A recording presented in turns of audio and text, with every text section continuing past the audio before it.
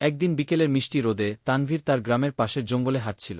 পাখিদের কিচিরমিচিরে চারপাশ আনন্দময় হয়ে এল। হঠাৎ একটা করুণ ডাক শুনে সে থেমে গেল।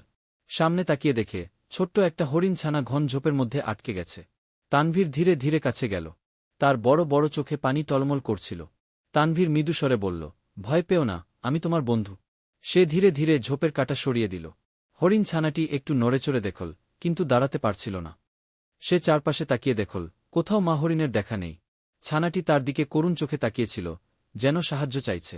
তানভীর তার শালু খুলে হরিণ ছানাটিকে আলতো করে কোলে তুলল এবং গ্রামের দিকে হাঁটা দিল। গ্রামের পাশে ছোট্ট একটা পশুচিকিৎসকের দোকান ছিল। সে দ্রুত গিয়ে ডাক্তার কাকুকে সব বলল। ডাক্তার কাকু হরিণ ছানাটির পায়ের ক্ষত পরিষ্কার করে ওষুধ লাগিয়ে দিলেন। তানভীর সারা রাত ছানাটির পাশে বসে রইল। সকালে ছানাটি একটু সুস্থ বোধ করল এবং আনন্দে লাফাতে লাগল। পরদিন দুপুরে জঙ্গলের পাশে হরিণের ডাক শোনা গেল। তানভীর চম্পাকে, হরিণ ছানার নাম, কোলে করে নিয়ে গেল এবং ধীরে ধীরে মাটিতে নামিয়ে দিল। মা হরিণ ছানাটিকে দেখে খুশিতে কাছে এল। চম্পাও খুশিতে লাফিয়ে তার মায়ের কাছে চলে গেল।